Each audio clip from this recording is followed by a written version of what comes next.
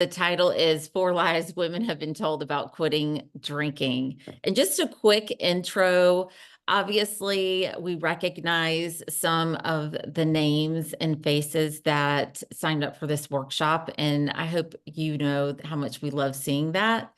Um, but there's also, new people that will be seeing this and experiencing this. So if you have, just to add some chatter in the chat box, if you have experienced the zero proof life, do you want to move it over to the introduction thing, Brandi? Got it. Just know the zero proof life is it's a small, intimate community. And what I love about Zero Proof Life is my dream when I first stopped drinking. And then I got this passion of I wanted to share everything that I was learning with everybody. And the words I kept using was, I just want a safe space that people don't feel judged. And I just kept saying that on repeat. And I feel so much pride and joy about the Zero Proof Life because I believe that is what we have created in our community. It's a safe, judgment-free space that people can learn and grow and meet other like-minded people. And it's run by 4 certified coaches. 3 of them are on here today, Brandi Babb and Carolyn Bennett and myself. And Becca could not be with us today, but she is with us in spirit, cheering us on. But we all met through coaching. We all met through coaching. And as much as we are, once you get to know us, are very aligned in many ways, we have many different approaches. There's different backgrounds, different drinking stories. By the way, if you don't follow us on Instagram, please follow us on Instagram. We do a lot of work there where you can try, get to know us in a different way. We're currently, I've shared my drinking story. I think that poor Carolyn, I had to send her 10 takes because mine was a long one. But you'll hear their drinking stories are different. Our experiences, what we bring to the table, our different education around it, and our different approaches of what makes this a very unique space. And so we love the Zero Proof Life, and there's different offerings, but the community is really a special place. Thanks, Karla. Mm-hmm. So as we dive into the workshop today, we'd like you to just take a moment to do some personal reflection for yourself and just think through these questions. Really allowing yourself to consider, is there any hiding of your drinking going on, or are there hiding of any elements of it? Are you worried alcohol is potentially taking up more space for you, mentally, physically, emotionally, than you'd care to admit? And do you want to break out of the cycle of I'll start again tomorrow? Being that you're here, I'm going to venture to guess the answer to that is yes. And, so the 4 of us here we ask these questions because these are questions that we were asking ourselves too. Questions that we were all asking ourselves 6, 7, 11, 10, 15 years ago. And for some of us, it took a little bit longer to find the right path there and then others. But, I think some things to even ask yourself is outside of these questions and looking at why you might be here and why you're looking at doing this and exploring this and why you potentially want to take time away from alcohol or you're working to is, are there other elements of your life that are getting impacted by this as well? So are you experiencing physical side effects that maybe you don't even realize are associated with alcohol? So things like 3 a.m. wake ups, anxious racing thoughts. Are you waking up tired in the morning, constantly feeling dehydrated? And those are just the physical realms. And then, talking about the personal realms, is there a sense of maybe some hopelessness that shows up? I know that was certainly true for me. A sense of I'm never going to be able to break out of this cycle. These are all questions that if they're running through your head, know that they're totally normal, because this is a place where many of us the 4 of us were asking these same questions ourselves. There's I remember being at situations like I'd be out with girlfriends who, we'd all be drinking wine. And I remember being so attentive to how much everybody else was drinking at the table and making sure to monitor my own consumption and making sure to I was checking against how full is everybody's glasses? How much do we have left in the bottle on the table? Is there going to be enough for me to have another glass? Well, I know she's going to have another glass. Like, it was there was always this like secondary conversation going in my head in many situations. And there were these questions would come up and these situations would arise, and it felt like it was just taking up so much space, but I didn't realize that for a long time. I didn't realize how much mental chatter it was taking up until all of a sudden I would step away, and then it was very present. Then it was the questions of how am I going to get there? What's going to happen? When am I going to be able to have that next drink? Or when am I going to be able to have that first one with it being appropriate? So there were questions like that constantly coming up. So as we go into this today, I just encourage you to take a look at and consider those. Yeah, and before you switch slides, Brady, I love that on here at the bottom is that it says we were there too. I think it's a beautiful statement that also shows a little bit of how things are different when working with coaches. But also our community is, I love asking, ask me how I know is how I'll approach some things is there's a softness and an empathy that comes when you've walked that journey as well. We are so thankful that we were able to step away and learn the science and learn a lot of the book stuff. But there's a difference when we're looking at you and saying, I get it, because I was scared too.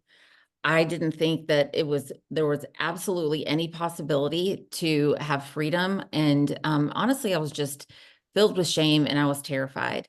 So we approached this with, again, our own story that we were stuck as well. So we hope that you always get that experience from us, that empathy.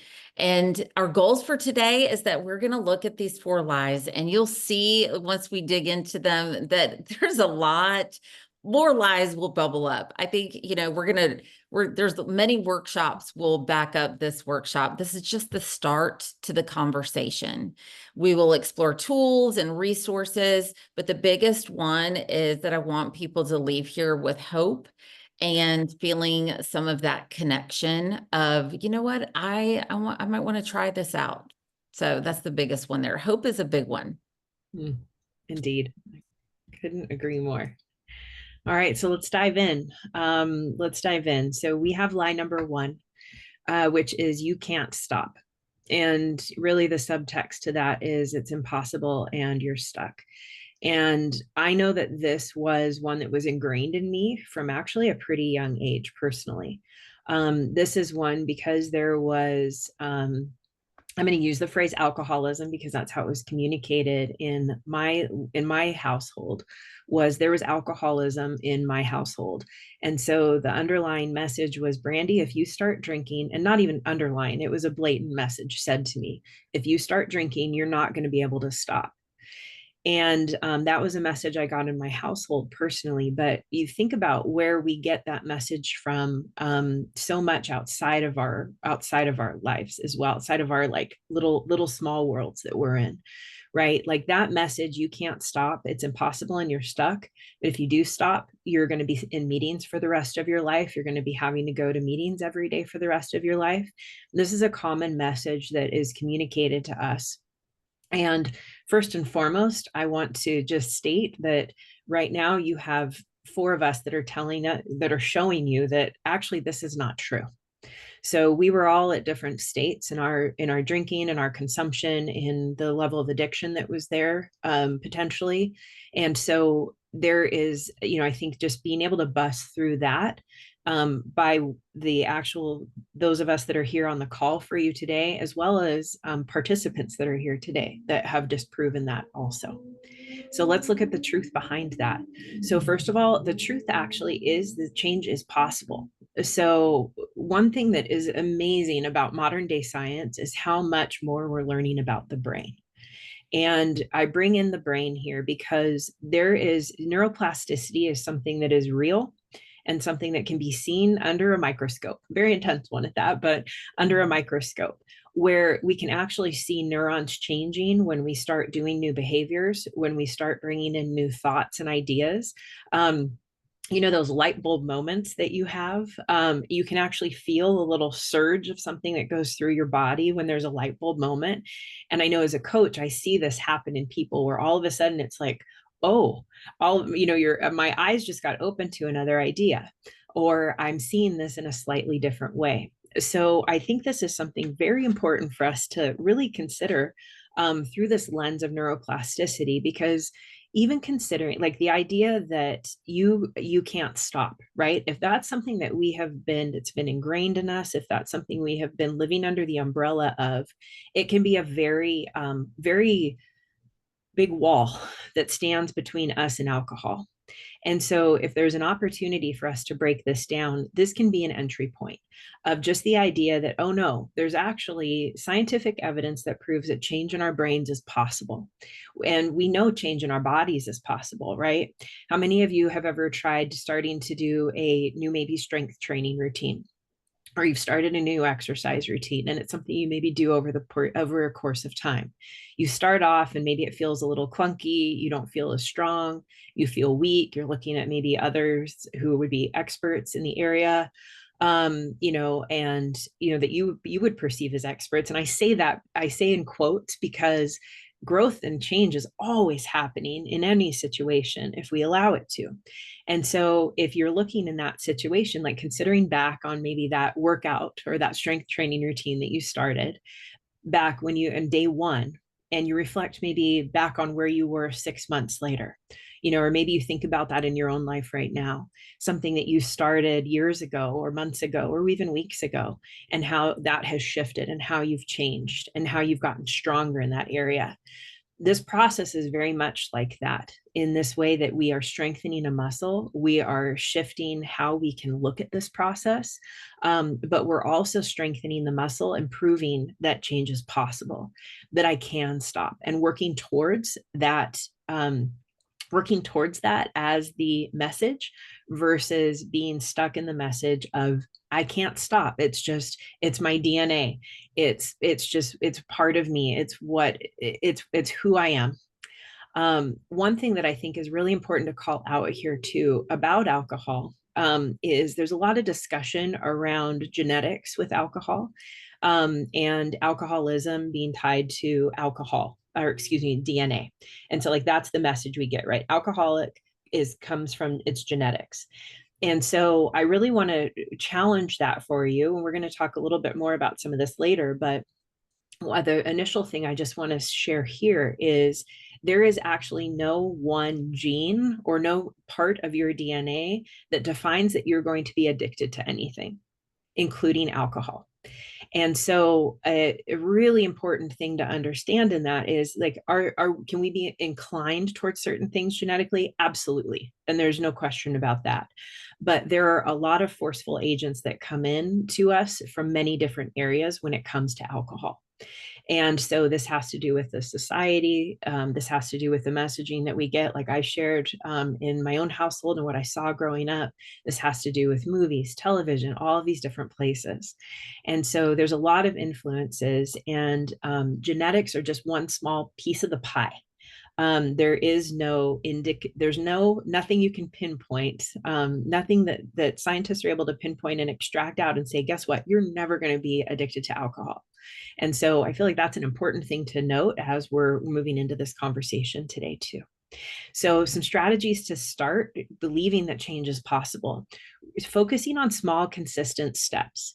Extending the time before you drink can be one of those. So if like, let's say that you normally take your first drink after work at, you get home, it's 5 o'clock, you start getting dinner ready, and it's like, okay, I open up or pour whatever I'm going to drink. Is there a way that you can see like, okay, you know what, instead of doing that, I'm going to pour something else for myself while I'm in the kitchen, while I'm getting dinner ready. And then I'm going to hold off and I'm going to wait until I have something until after dinner. So that's just going to be my extension. I'm not going to drink anything, any alcoholic related, until after I finish eating dinner, and maybe making just a small shift like that. And that may not seem small in the moment, right? When those patterns are there and they've been established. But that's a shift. That's where the neuroplasticity starts to shift and change, because we're breaking up the patterns and the behaviors. We're kind of like tearing up some grass there. I encourage you to learn about alcohol and what it does to the human body. Do research into that. Just simply Google, what's the impact of alcohol on the body? And it'll be amazing what you discover. The medical papers that exist around what is done, the YouTube videos that are accessible and available. And just a reminder again that the coaches that you have today, we are living proof that change is possible. And so we really want to just encourage you to hold on to that as we go through this discussion today too.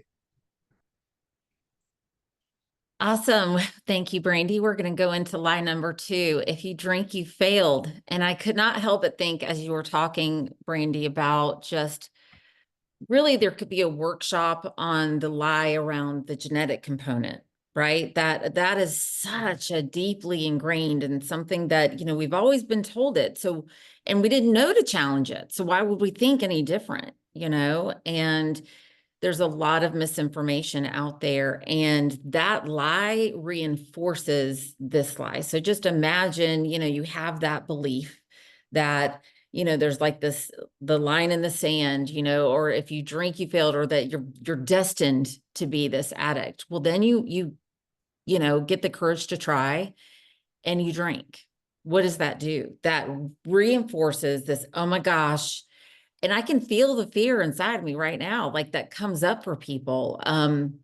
This is what I'm destined for, of this hardship. This is going to be so hard. And it's all because they drank. They got right back on that habit loop. And it is absolutely a lie. And I think that the idea, this is reinforced a lot by the way society has set up the way that people get help by, there's 30-day rehabs everywhere. And, if you, get through that, and then if you drink, then you have failed, you have relapsed. Relapse carries its own, massive, massive weight with it. And when people are new to the Zero Proof Life, they get somewhat shocked on our take around this. If you drink, you have failed approach. So let's go into some of the truth around that. And the honesty here is that progress is never linear. We are always learning. Anytime you have tried something new, there's a process. And there's a process behind this. And it goes way back. And I want people to celebrate when even just signing up for this workshop, doing that was taking a step. For those of you that have been in this while, think about the beginning. When did the thought first start coming into mind? Where a lot of them start with Google searches, right? We start Googling, asking questions, but it's us going, wait a minute, I know I want different. And that in itself is progress. Because there's a time that we stay in that pain point and we are just immune. We're going to be a drinker and that's it. We're not even considering anything else. So the fact that we've moved to the point of, wait a minute, I think I want to do something about this, is forward progress. And there's, I love it. And Carolyn, you actually said it for the first time. I heard you once when we were first coaching together about, falling down during a marathon. That doesn't mean that you have failed. I mean, if you fall during a marathon and then you get to the end, they don't turn around and, oh, sorry, there is no award because you didn't make it. We have been told this lie, and it quite frankly makes me angry, because it also causes a huge barrier to people even trying. There's so many women that I've talked to that are like, we talk about our Zero Proof Life challenges, which we find exciting, and there's so much great information. And the hesitation is, what if I can't do it? And so that stops them. So we want to open up the conversation around that lie and understand, one, just joining, come and get the information. That in itself is huge. And any progress that you make, we can learn from. And that goes into turning the challenges into growth. And it's anytime you get out some alcohol-free time, you are learning. And let's say you drink. I'm going to give you a certain, what you drink. Ask yourself, what happened? If we're stuck in the lie that I failed, we don't take anything from it. All that we do is stay in this fear and stay in. And then what do we do when we're fearful and full of anxiety? I know what I did. I would just go right back to the tool that I thought was serving me. We can learn a lot from it. What happened? What came up? What was the stumbling block? If we could just remove the shame, we can actually take away a lot from it that what strengthens your journey in that path moving forward. Many times in the Zero Proof Life, you'll hear us talk about a data point. And that is when someone, we're taking, what is the data that you can gather from that experience? Again, I just stress when we're staying that lie of like, I've failed, I've just screwed everything up. We don't take anything away from it. We'll just stay stuck. So what happened? And the big thing, how would you do it differently? What would you do next time? And this information, this is how we prepare ourselves moving forward. How can we, that same situation comes up. Maybe it's just coming home after a hard day's work. That is a hard time, by the way, for people. That is extremely common, very common. They're stuck in the cooking dinner and reaching for a glass of wine. And so it can be a hard time. So you found that that's harder than you realized. That's fine. What can you do different? How can you set yourself up for success next time? And celebrate the progress. That, celebration is a very positive emotion, and that actually helps us in that forward movement. Recommit to your goal, commit to just learning. You can come to some of our challenges and say, you know what, I'm here to learn. I'm here to learn. I don't know all the science. I've been hearing it's bad for me. So I want to hear how, why, what is that? Come and learn, start there. And then challenge yourself. Brandi mentioned in the last, try something a little different next time.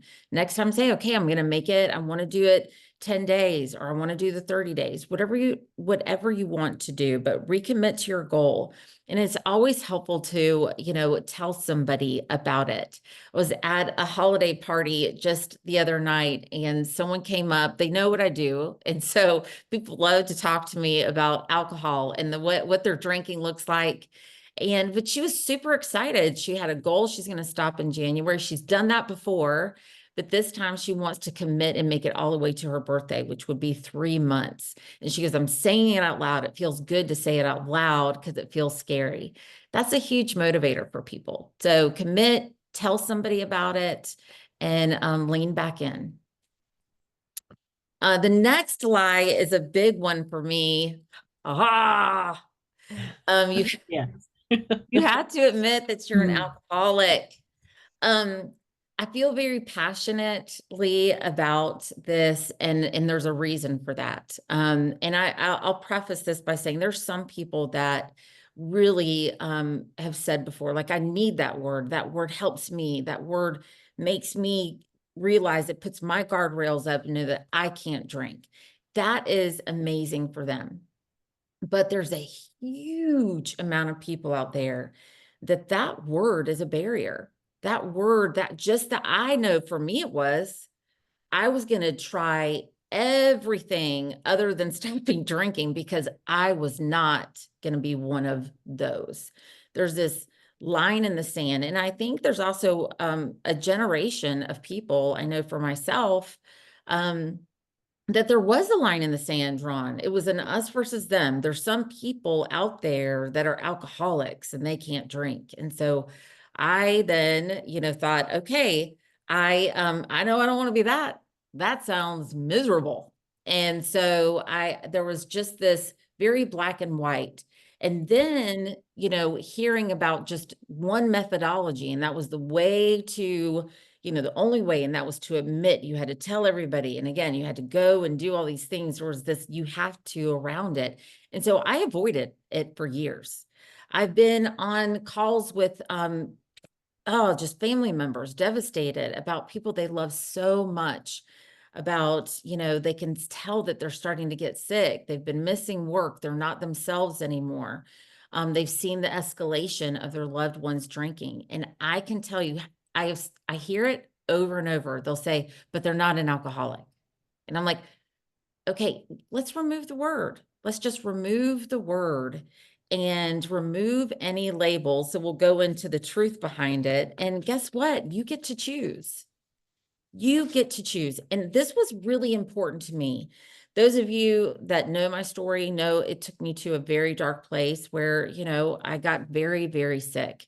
And so I felt I was at this crossroads, and I, I went to Google, for all my answers, but there was a part of me that also knew I didn't feel like an alcoholic. That word, nothing aligned with me.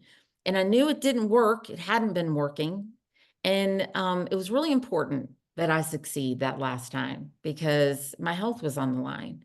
But I didn't want to be in denial. I wanted to really understand, what is this? And so I searched, are there people out there that don't drink, but they don't, say they're an alcoholic? And that's where I was exposed to a whole other world that I'm so thankful for, because I got to choose. I got to be the narrator of my story. I was already in a situation where I was scared. I had no idea how I was going to do this thing called life alcohol free. And just that fact of I got to choose what that looked like felt extremely empowering. It felt really good. It also felt very aligned with when I started to learn the science and I started to learn all that stuff. I'm like, oh, that makes sense for me. And again, you get to own, it's your story. You get to own that. And I think when you shift from that, powerless to actually, I feel pretty dang empowered right now. And it took me time. It took me lots of baby steps. It took me lots of places to get where I am now. Um, but again, it was those baby steps that made me feel very empowered. And that's what we want for you. You've got to do what feels right for you. And I think it's important, find people that, you know what, I want to be like them. We don't want to copy people, but we all know there's people.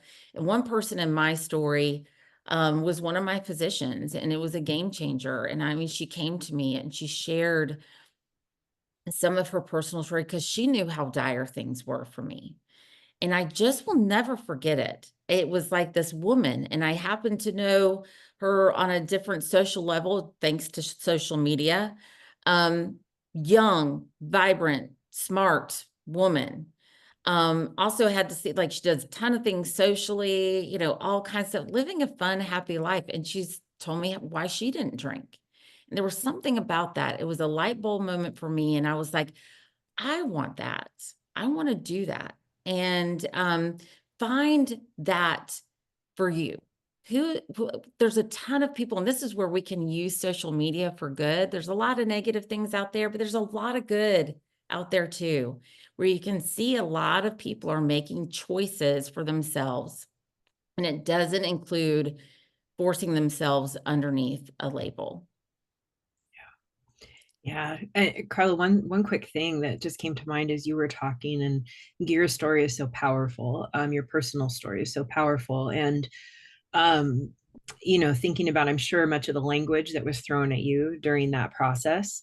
Yeah. And, and one of the wonderful things that I think now is how the medical community is acknowledging the shift and that how important that language is. And so the term alcoholic is actually no longer even in the glossary of terms that are used. It's now alcohol use disorder, and Mhm. that being a spectrum. And I think that's something so powerful that is exists about getting rid of that label as well. Like there's a shift happening in the communities that are that people are oftentimes relying on too, and especially in extreme situations.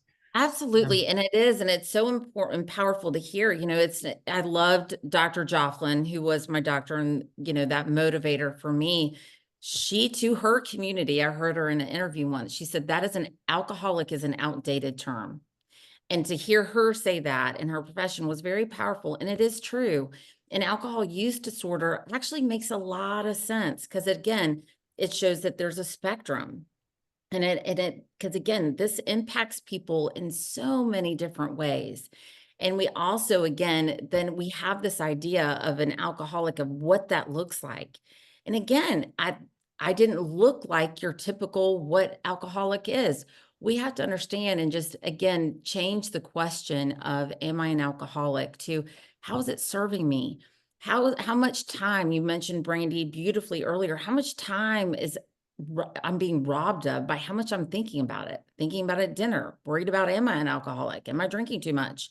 Do I have wine at home? I mean, the amount of time and energy and space that is there, it's important. I want to challenge that. People get really tied up in that word. And I think the more we talk about that, that is an outdated term, the better. Because I think it opens up the doors to people asking more questions. Yeah, agreed. Agreed. Mhm.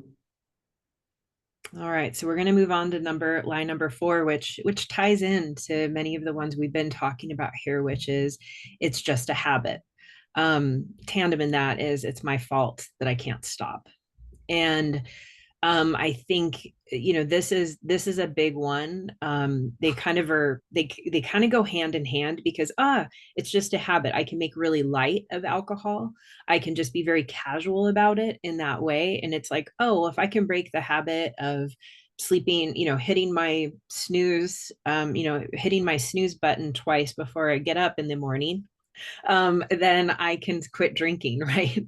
They're a little different, right? There's a bit of a difference here. And then this idea that it's my fault and I can't stop.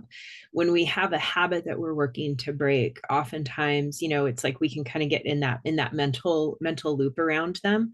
When it comes to alcohol, we're having a different conversation. Because the reality is, and the truth is that alcohol is addictive. It's an addictive substance, and it's not a substance that deserves the same language. There are habits around alcohol, certainly. There are habits around alcohol, but alcohol itself is not a habit. There's habit forming that happens with it. But where this is where so much of the work in ZPL is done, is disrupting the habits that are associated with the addictive substance. There are people that need medical support to move away from alcohol, that need guidance, that need medications, that actually need that additional support to move away from the substance, right? How many habits do you know actually require medical assistance to move away from? How many habits do you know that can get to a point where they are really taking someone's life away and breaking down their body so substantially? This is where the conversation really deserves the impact that alcohol has, and it's not a substance to be messed around with. The casual conversations and how it's marketed to younger people. I mean, look at White Claws, right? Like, look at White Claws and how it's marketed to women, smaller hands, thinner, skinnier, taller bottles or cans. How that really, like, the marketing was done on college campuses for that product, which, by the way, majority of those students are underage.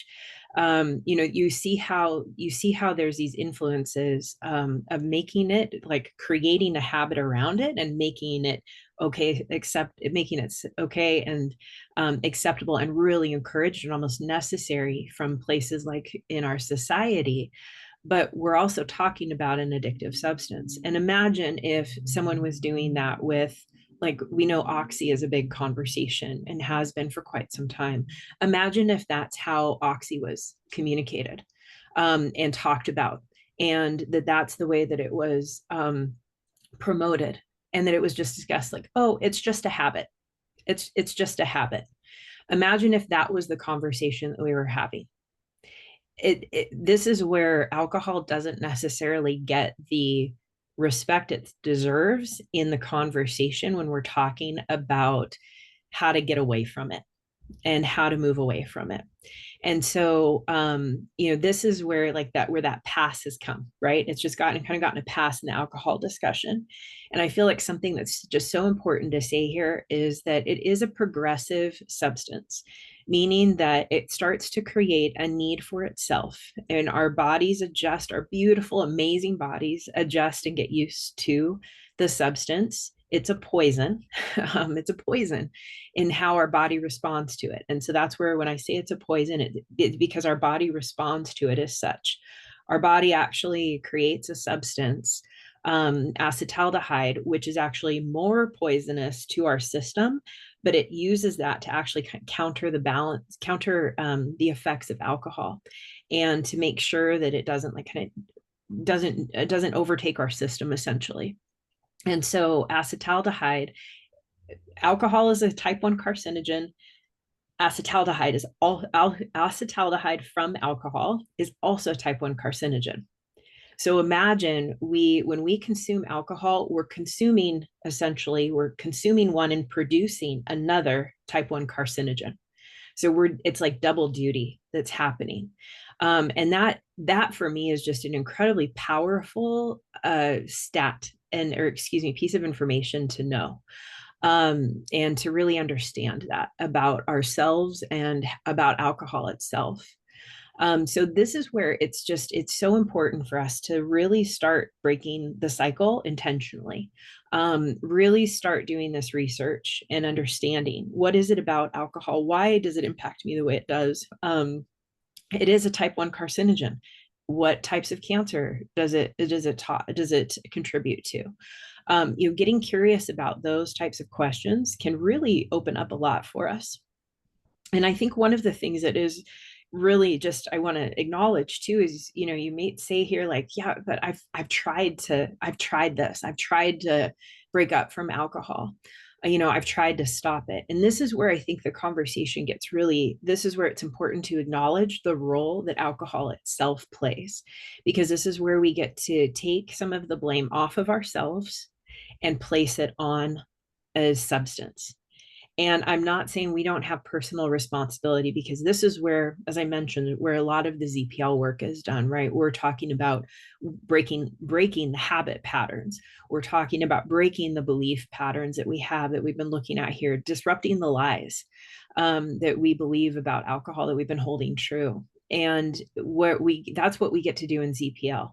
And we're doing that while we are, looking at like, okay, this substance is addictive. So how do we ease away from that? How do we step away from that? And so it really is a two-pronged conversation in that way. And the beauty is that we get to like fight this thing together. And I think that's like I love this vision of like, gosh, look at all this stuff so you've got this addictive substance, right? And so that part, do we have control over the fact that it's an addictive substance? No, but now we get to fight it, and we get to fight it. Like I almost picture ZPL being like, we've all got our like back in like, we got javelins and we're on horses and, things like that. And together as a group, we get to come at that. Like, and we've got a support team of people, whether it's the community or the coaches, like where we get to fight that substance together, because now we get to look at it as a common enemy versus ourselves as that enemy to be looking at, and to be blaming. And so we get to work with all the things we've got control over, the things that we do have control over, that we are able to adjust and make changes around. But we go at this together. And so I find that to be just such an encouraging and powerful part of having community through this process. So a couple of just things I want to encourage you to just maybe consider as you're going through this is really looking, asking yourself, like getting curious about like, really, when did I start using this? How did I start using it? I've often heard from people that it was like, gosh, I was 12 or 13 years old, and I was using it at a party, or because I was maybe uncomfortable as a kid, in my social circle, and alcohol gave me like, it quieted things up here. And it's like, oh, that's interesting. Okay, so we've got some information on how it began serving us, right? And getting curious about the story of how has it served you? How have you believed it has served you? And because those are important to look at. We can't move forward until we are able to really see what we're holding on to. And if we're holding on to things that were true for us when we were 12 or 13 years old and we've carried them well into adulthood, that can be a very hard pattern to break, but we can, because we look at that and see, well, that's not true anymore. I don't need those types of things. So, and then I just want to leave you with one piece of information. The World Health Organization has stated that no amount of alcohol is safe. And there's been a lot of back and forth in conversation around this for, years, decades, right? Alcohol is good for your heart health, or red wine is good for your heart health. Glass a day keeps the doctor away, all that, those messages that we get, right? But in reality, it's finally actually being stated that no amount of alcohol is safe. Same goes true for the American Cancer Society. You will find that on the American Heart Association website. All of those places are going to tell you, from all of this information and research that's been done, no amount of alcohol is safe. There's always a little bit of but if you do drink, but at the end of the day, they all state there's no amount of alcohol that's safe for you. All right, so we have navigated our 4 truths and lies. And so I just encourage you, as we're kind of coming to a close here and looking at these 4 and reading the top one, which is the lie, and the bottom one, which is the truth. Looking at these, like, which one do you want to hold on to? Which one do you want to believe is true? Which one do you want to hold on to and work towards? Which one do you want to carry? How do they make you feel when you look at these? What are the thoughts that come up? And so I encourage you to spend some time with these lies versus truths. Maybe after we get off the call today, maybe spend some time in some personal reflection and really consider, like, where do you, if you were to put them both like on a scale, right? Like 50% over here, 50% over here, which one feels heavier? Which one feels slight, has maybe it's 60% weight for you? Which one feels heavier in the scale? And really allow yourself to look at those and see, where do you currently stand on these lies versus truths. And the wonderful part is that we get to choose, like Karla spoke about the choice point. We also get to choose what we believe, and we get to choose whether we believe the lie. We get to choose whether we believe the truth, and we've got choice there. And then the last thing I want to just encourage you to consider is there anything in your life that you're like, I used to believe this, but then my eyes were opened and now I believe this? Not about alcohol, but about anything in your life, where you look at, like, this used to be, I used to see only this, but then, oh my gosh, my eyes got opened up and I had access to more information about this, and that changed what I believed about it. This is what we really want to encourage you to do, and what we love to do in ZPL. So, like, Karla.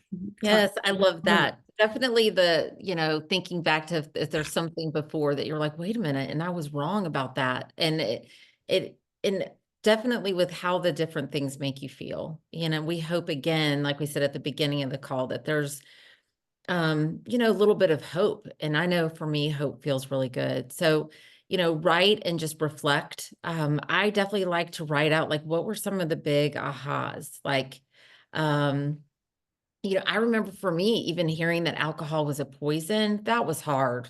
I was like, I'm with y'all, but I don't know. Are we just trying to make ourselves feel better here? I mean, I just couldn't believe it. That was so hard for me to wrap my head around, that what I had been fighting to be able to keep doing. I wanted to fight to moderate it. I wanted to fight to, be able to drink normal, to be able to drink poison. That was hard, and it took time.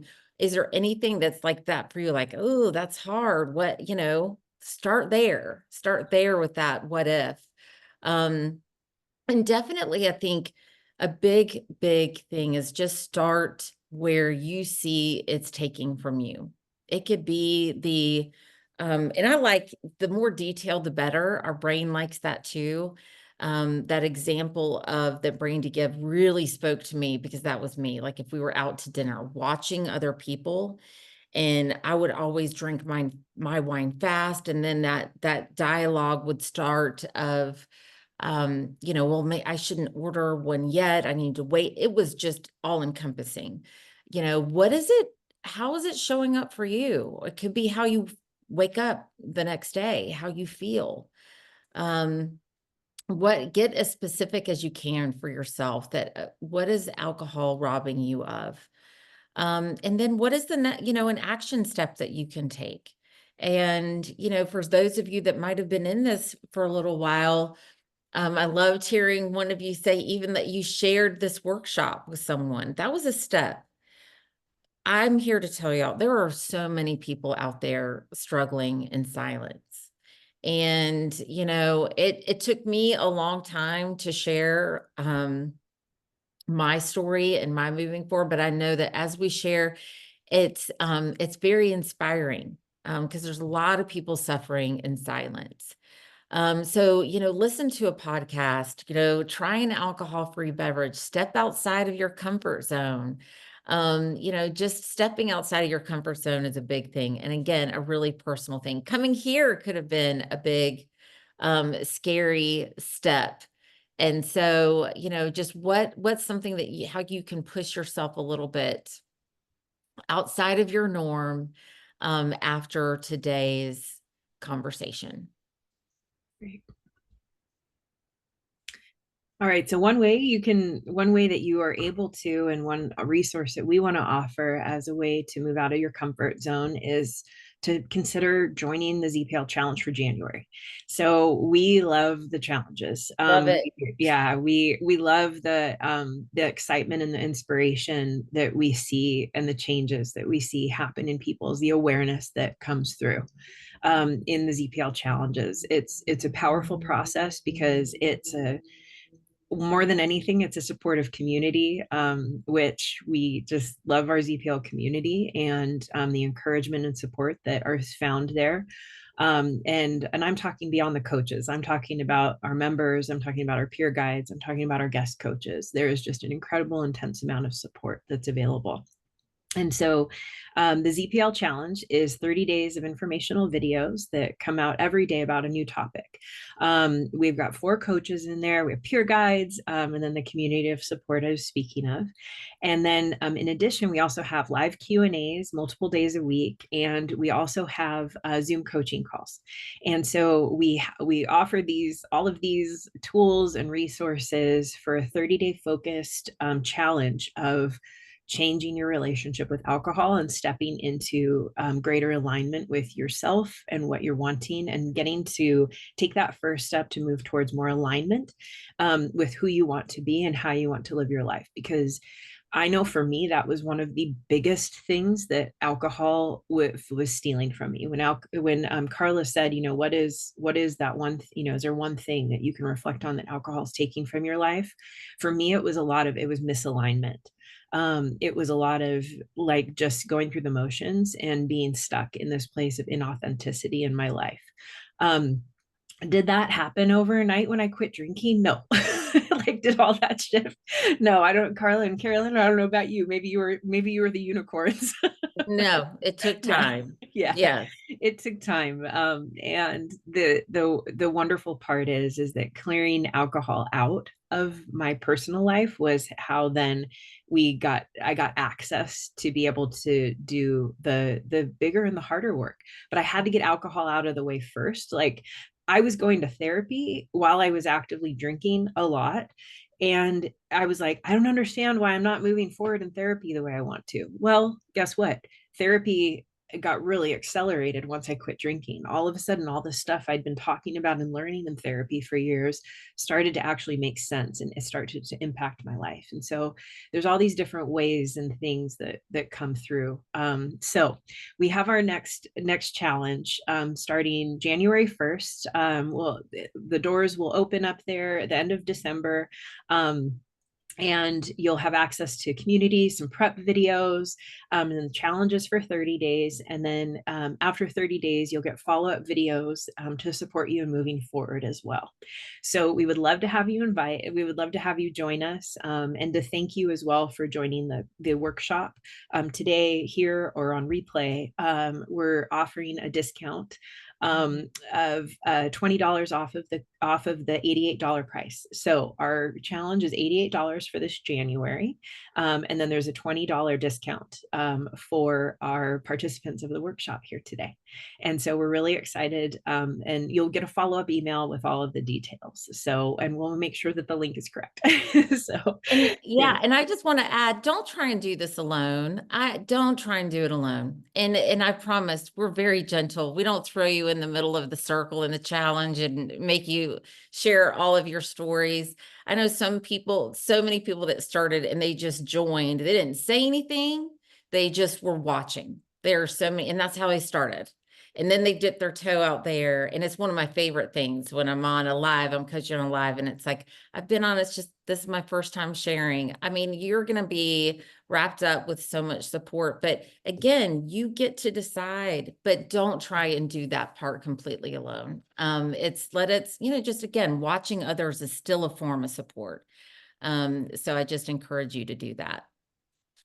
Yeah, we thank you, because more than anything, the life you deserve is waiting for you. And it takes hard work. It doesn't just happen, right? We all know that it takes hard work, but for us, these are just a few of the things that the four of us know happened in our own lives. And the impact that removing alcohol and changing our relationships with it has allowed and created room and space for. There's just a lot of freedom. There's a lot more freedom in how we live our lives. There's a lot more showing up in the way that we want to in our day-to-day lives, and that's powerful. So Mhm. with that, we thank you all for your time, for being here today, for taking the time with us, and just know how grateful we are for that. So yeah, Yes, thank you. thank you, everyone.